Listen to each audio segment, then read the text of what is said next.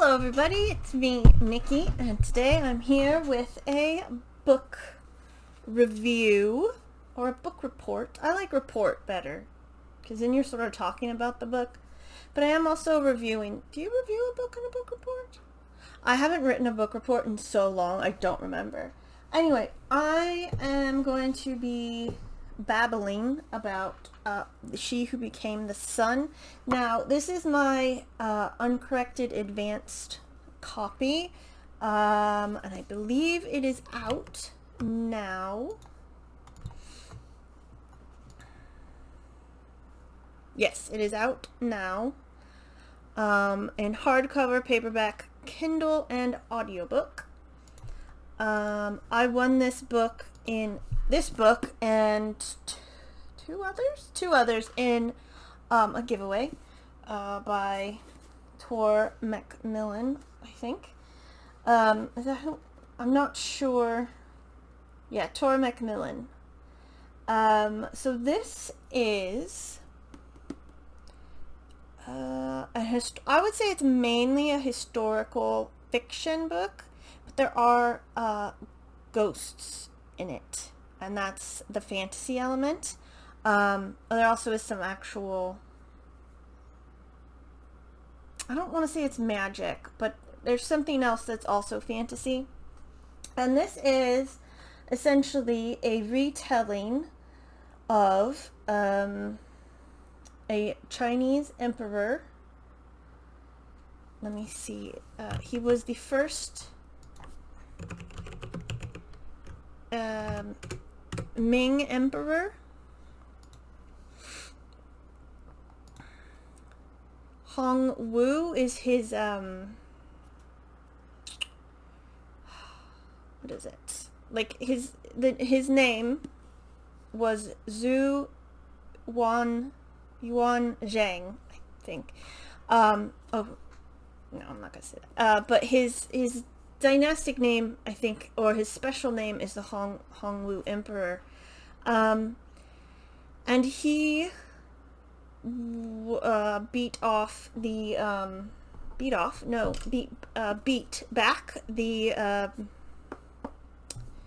Mongols, the Mongol-led Yuan dynasty that had been around for a couple centuries at that point.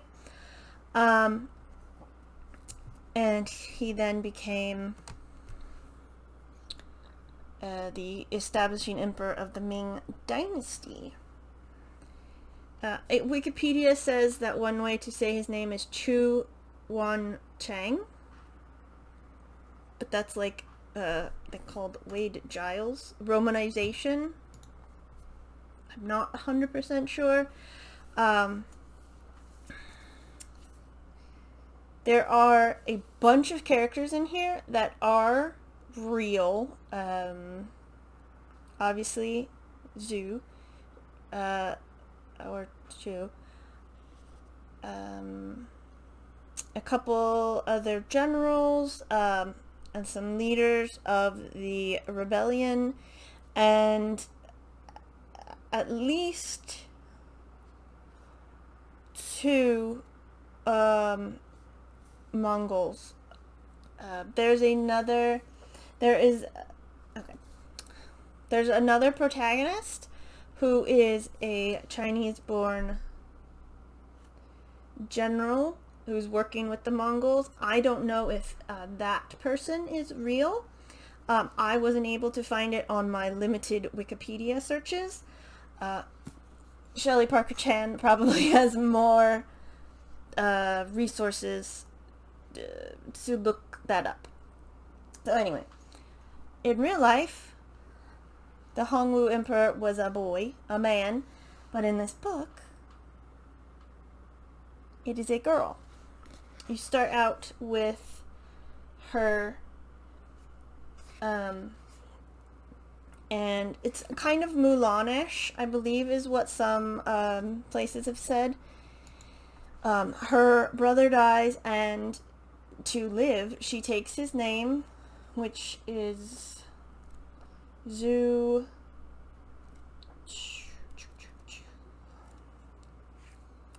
Chongba, I believe. They never call her that. And she basically lives,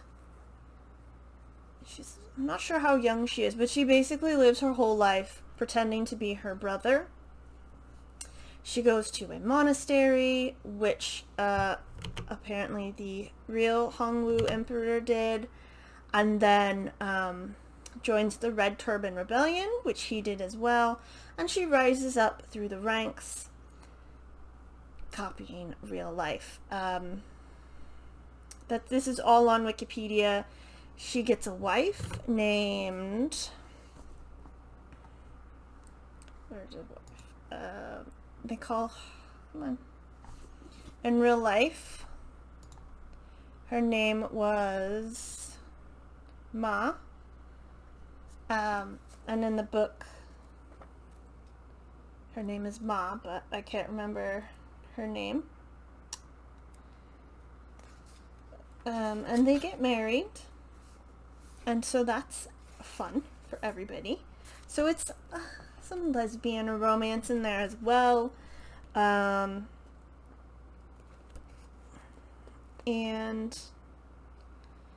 yeah, it just talks about, what is it? It starts in 1345 and it ends in, I should have marked it up, but I didn't.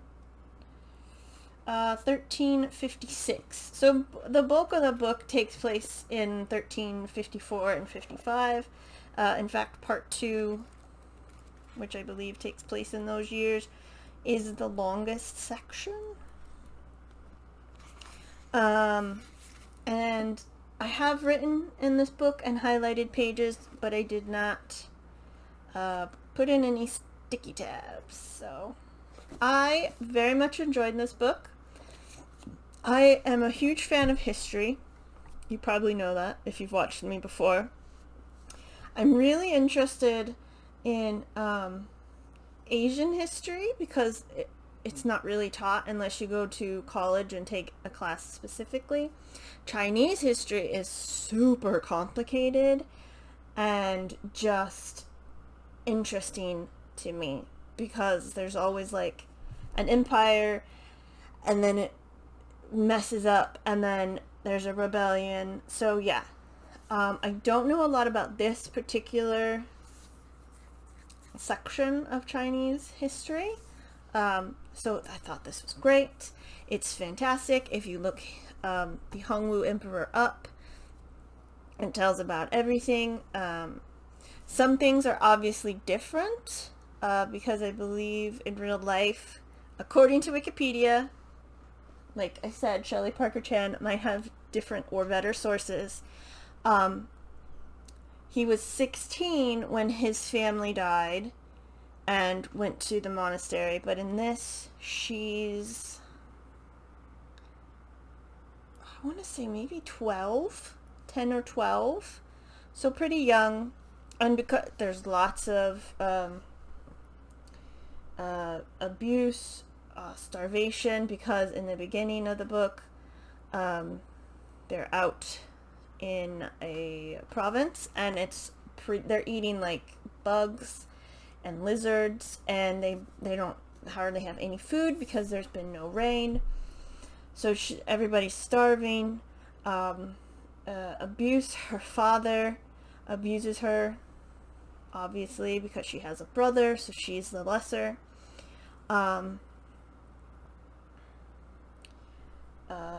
And then also in the beginning, some bandits come and sort of set in motion everything that happens for her, and her father offers her up instead of food, and they're like, no. So he joins this monastery. So she joins the monastery. He does as well. And there's abuse there. I don't know if monasteries were like that. It is a Buddhist monastery. And she is beaten, I think, but all of the kids are beaten, not just her specifically. She meets Zhu Da, who is a real person and becomes one of her generals. Because he's a monk as well, and he figures out her secret, but she never has to tell him, so that's fun. And they call each other brothers, and Sudov literally doesn't care. He just is like, you're a great person, I don't care. And she actually plans on staying there for the rest of her life until the general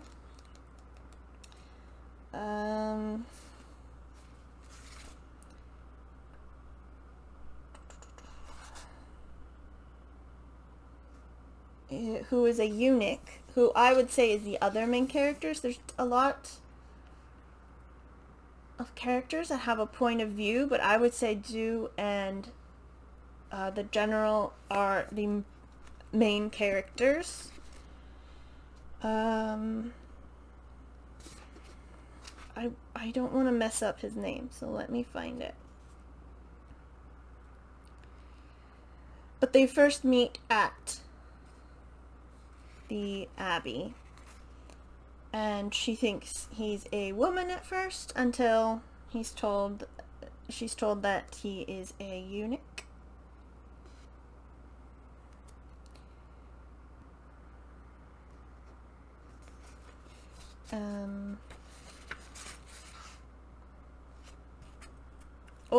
Here he is. Ouyang. And he, as I said, is Chinese born, and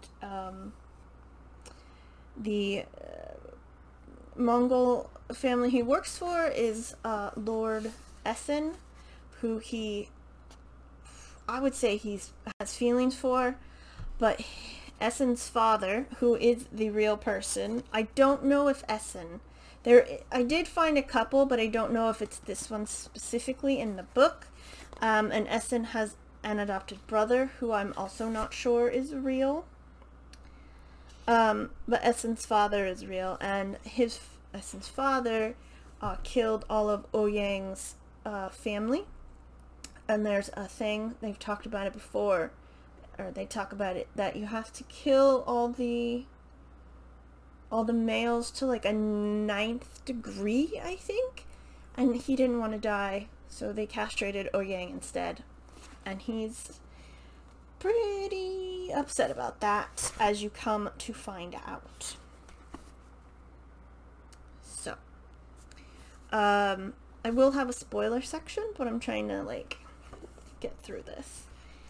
And then at some point, Zhu goes to the Red Turbans, who's a real group, and they have the Prince of Radiance, who's like, I want to say, almost like the Dalai Lama, but it's giving me Dalai Lama vibes. I believe it's Buddhist, and it's like a reincarnation, and it's a little kid, and the kid was real, although I don't know if he was this thing, the Prince of Radiance. So Zhu goes there and meets Ma and everybody, and is pretty funny because she talks about herself in the third person, like this monk, and stuff like that, to sort of throw people off, because with Ma, eventually she starts using the I pronoun, indicating that she is smarter than everybody else, and just likes to throw people off.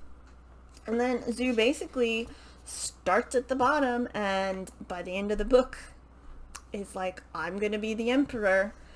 So let's see. So some trigger warnings for abuse, starvation. There are lots of war scenes. There is they're not too bad, but there is a scene after an internal rebellion happens where somebody is flayed alive, I believe. And people are traders are decapitated, I believe. So there is that. And I'm trying to think of anything else. Oh, there is animal death, but it is off screen when they're meeting, when Ouyang and his group are, he's gone with them to meet the Khan of the thing, who, let me see who that was.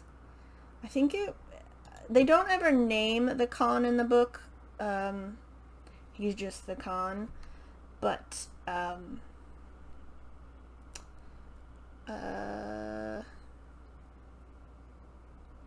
so I'm not sure, but it is a Khan. Someone gives him an animal, a cheetah, basically, but it's dead, and that is an insult to him, which I didn't know, and I thought that was really interesting. So the animal has already been murdered. There are also more deaths, and unfortunately, let's see, the leader of the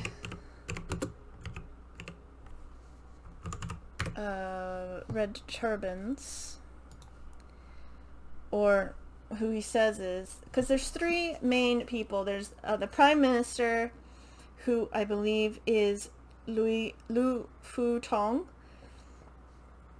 And then there's a left minister who is Gao. There's two Gaos. There's a little Gao and a big Gao, and it's the big Gao is the left minister, and then the right minister is Chen.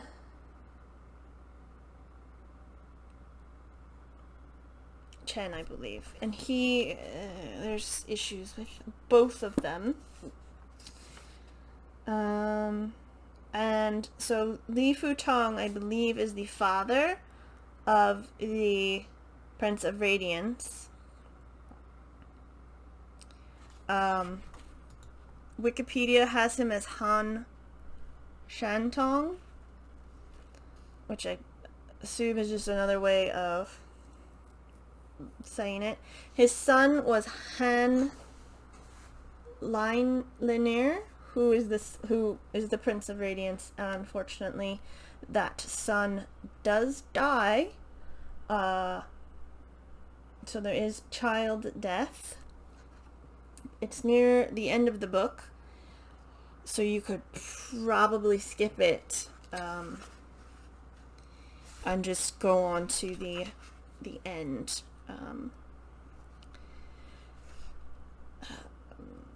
There's also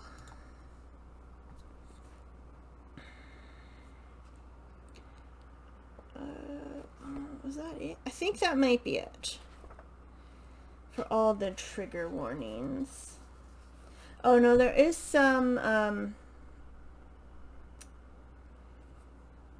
Ma gets some abuse because she's a woman.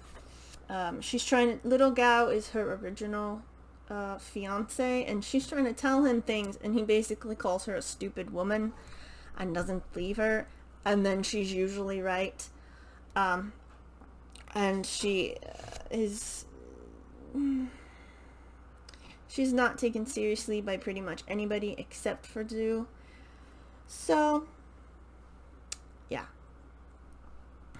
I think that's it. And now we'll talk about spoilers. I will have a spoiler. I will make sure it's in the timestamp, and I will put a spoiler thing right here. So let's go. Right. I was so happy. You get to meet Zhu Da, who's her best friend, Chang Yu-chun, who is just a baby in this book and then becomes the badass that he is in Legend. So that's cool.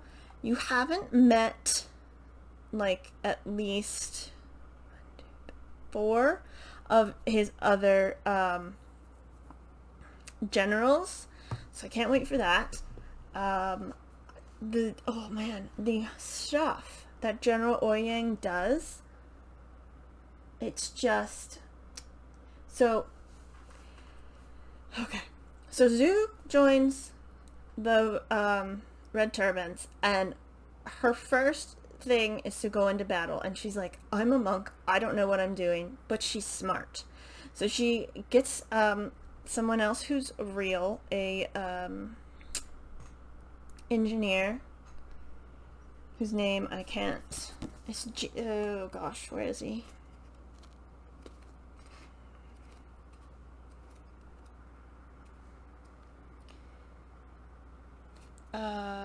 Zhao Yu, who is a real person. He gets him to make a gong.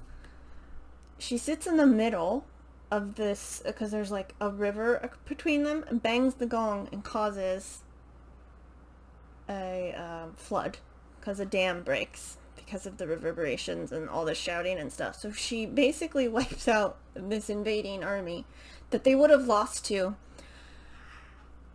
And then, because of that, Ouyang feels he must start his plan sooner than he wanted, and his plan is to kill Chang'an Timur, the man he loves, Essen, and everybody else who caused his family's destruction. So that means including the fucking Khan at Khan, was it Khan Black?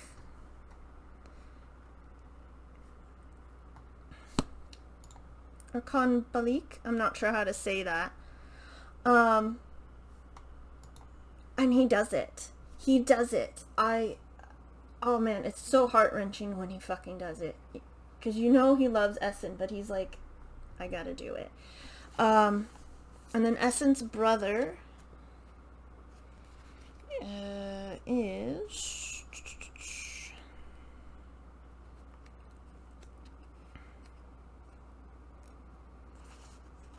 He's adopted. I believe he's native Chinese as well, and he had been formally adopted by Chang'an.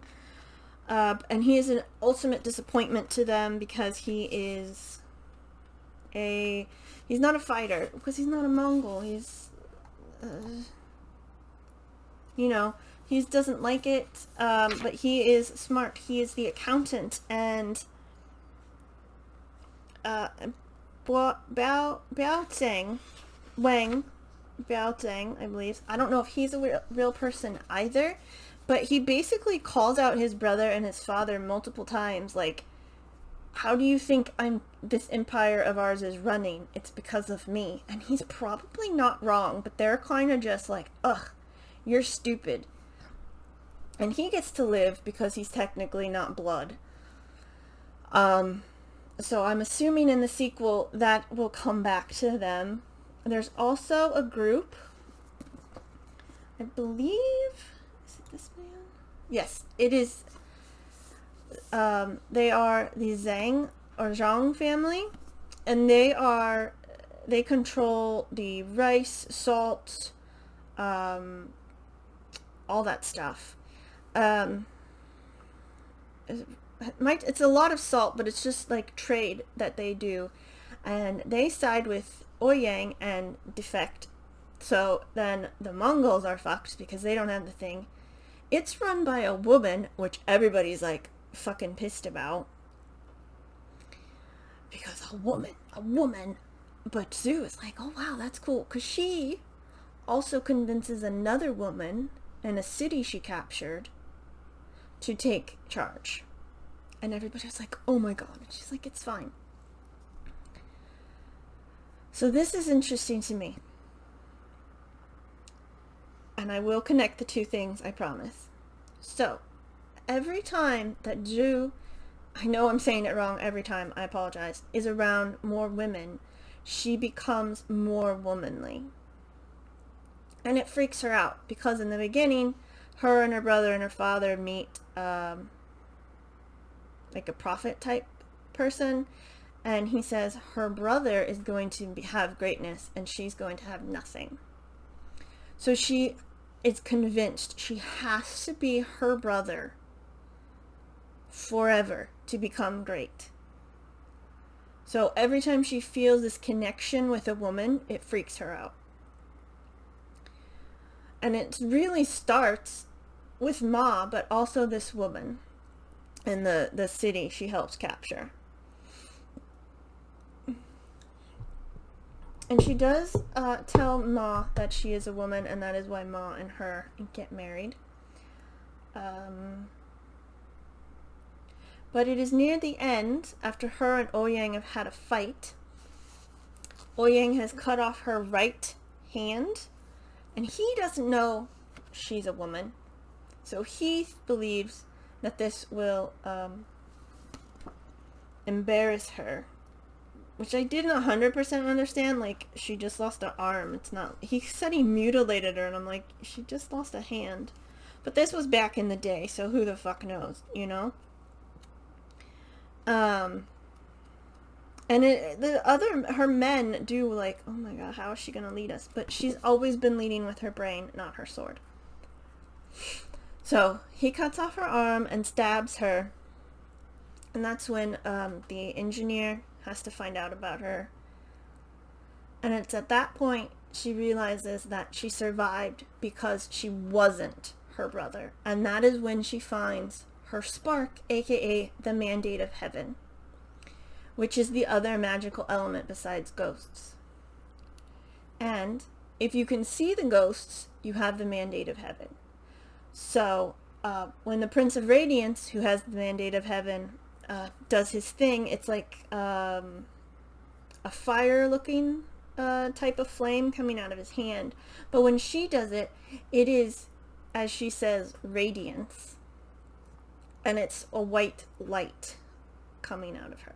Now, this is important because she's the one who murders the Mandate of the Prince of Radiance, because it says that you can't have two. Now, this is a problem because Zhang of the Salt has the Mandate of Heaven. He has a reddish flame, orangish reddish flame as well. But she doesn't know that, and he doesn't know she has it. But I assume in the sequel it's going to come back, because it's on Wikipedia. I believe this is the right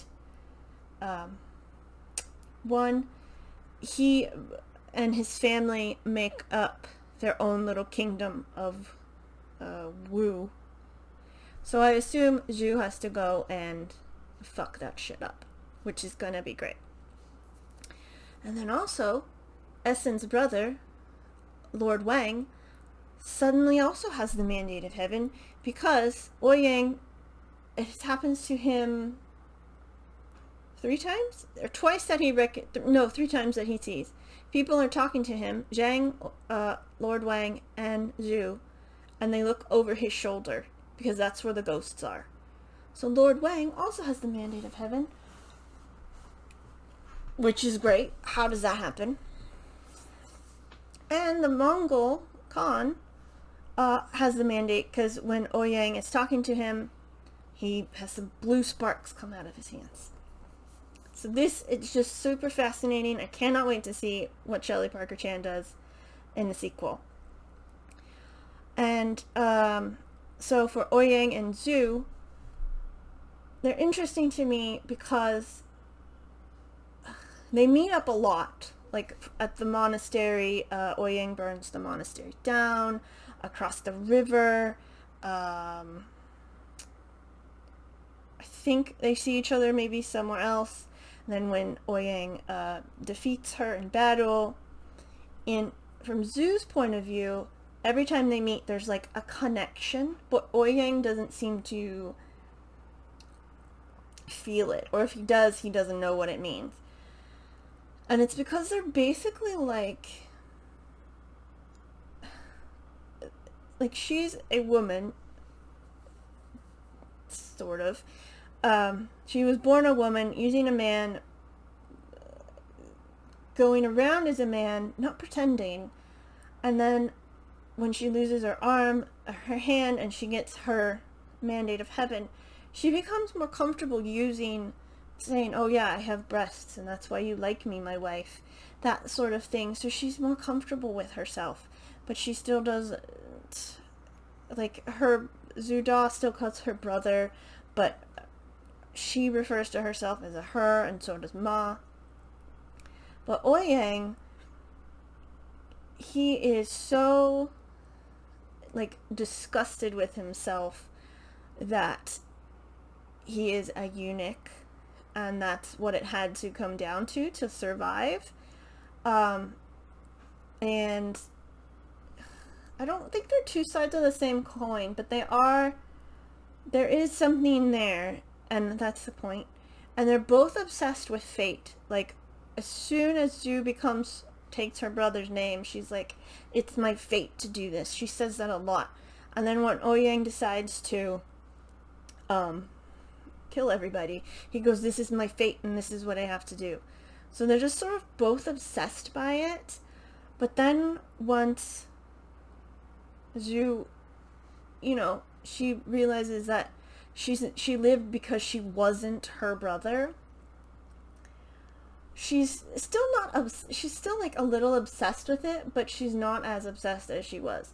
She's like, yes, this is my fate. I'm going to become the emperor, and this is what I have to do to do it. And at the end, she calls herself the Radiant King. Does she change her name? I can't remember. She does change her name from... Oh, yeah. She is Zhu Wan Zhang, the Radiant King. And so that's who she is now, and she accepts that, and she's gonna do what she has to do to make sure she becomes emperor. But Ouyang, he does it. He kills the love of his life, I think. That's how I would... They just love each other, even though nothing ever happens between them. But they still love each other, and he's devastated by it, and then he tells everybody, we're gonna go march on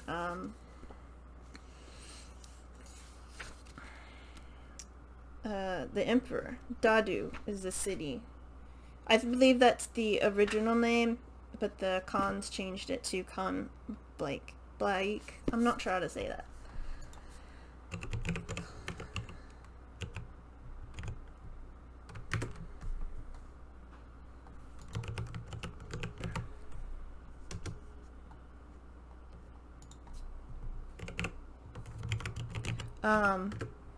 I was trying to look it up, but nothing's coming. Yeah, it's Khan Balik, I believe. It's modern Beijing. When he does that, he doesn't seem to, like, it hasn't, like, he kills Essen's father, Chong Han, and he doesn't feel any better, and killing Essen and everybody else hasn't made him feel any better. So he hasn't grown, I don't believe, whereas Zhu has.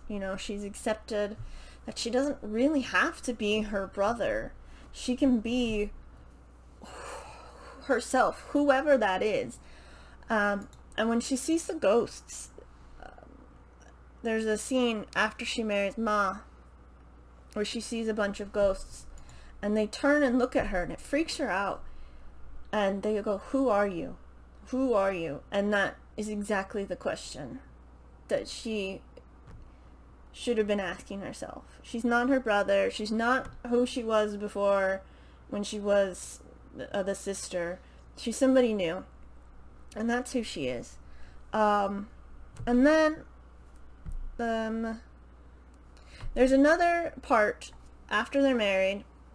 So in legend, in this book, and perhaps in real life, I'm not 100% sure, it said you leave food out for ghosts so they can eat it.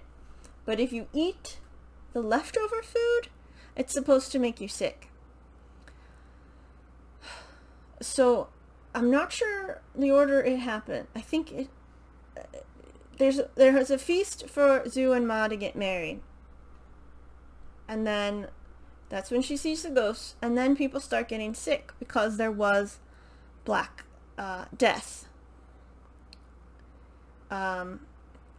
running around in that time period. So it's plague. Which I was like, yeah, okay. And then I had to read the section a couple of times. It sounds like Zhu purposely left the food out, let the ghosts eat it, and then let her soldiers eat it, so they would be too sick to have anything to do with the internal rebellion that was going on in the Red Turbans. But a lot of people actually died, and then she felt bad about that. So I thought that was really interesting, if I understood that right. Like I said, I had to read it a couple times, because I was willing to go with, oh yeah, plague. Plague happens all the time in the 1300s. But apparently it was because they ate food for the ghosts. There's a lot of stupid people. Like, Zhu and Ouyang and Ma, and pretty much anybody Zhu associates with on a regular basis that isn't trying to kill her, besides Ouyang, are dumb. Like, little Gao, dumb. He thinks because his father is the, what did I say, left minister, he can get away with anything, and he can't. It completely backfires on him, and there was nothing Zhu could have done because Ma asked her to. So yeah, there's a lot of stupidity, because you're like, oh my god, you are so stupid. How could you even, like, ugh. You're just like, it's so stupid. And then I feel that Essen is also stupid because he thinks his brother killed his father and was doing this rebellion. He never saw Ouyang coming. And he's completely surprised. And I'm like, why would you be so... Yeah, just because he's been following you and he loves you. You killed his whole... Your family killed his whole family. Like, he didn't really have a choice. And they've killed... he's working with other native Chinese that have... what is the word I'm looking for that I'm trying to quote? They've switched over to the Mongol side, but not really, because obviously they're going to kill them. So yeah, it's just, this is a good book. It is a really good book. This is the end of spoilers now. But this is a really good book. I would definitely recommend it. Oh, there is some sex scenes. You could probably just skip over those and you're not missing anything if you don't like that. But they are pretty good sex scenes, and I haven't read a lot of sex scenes. But this is a great book.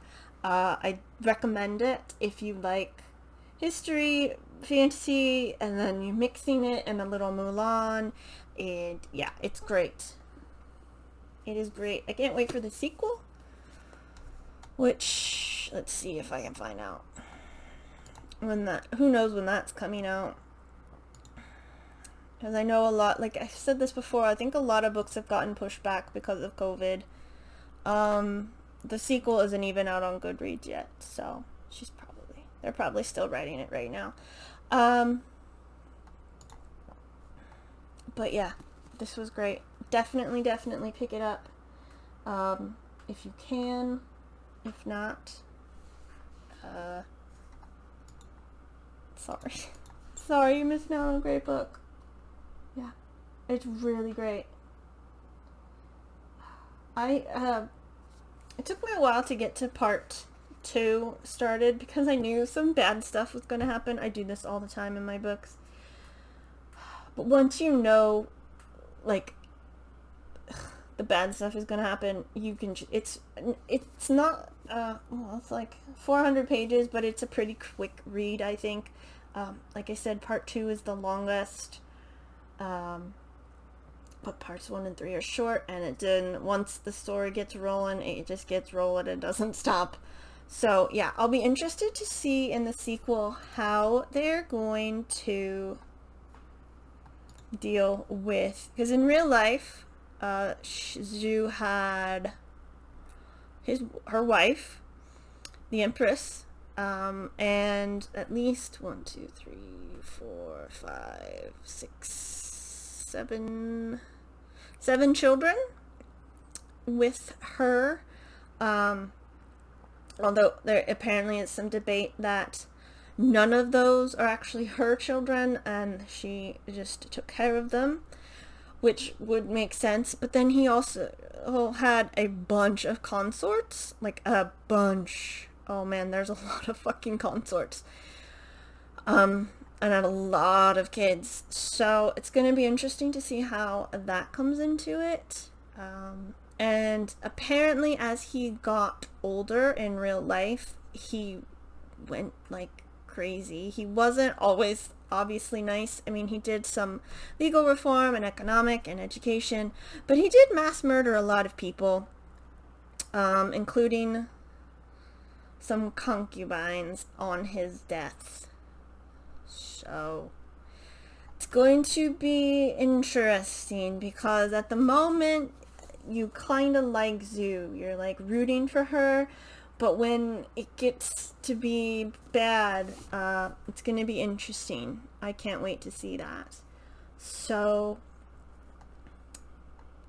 that is it. Oh god, I talked for 41 minutes. Jesus. Okay, I hope it was helpful, or I hope I did a good job explaining it. I'm not great at book reports or book reviews, so you know, this just gives me a chance to practice. But anyway, thank you very much for watching. I hope you enjoyed the video. Let me know if you've read the book. I'd love to talk about it. I hope you're having a lovely day, and I will see you in the next one. Bye!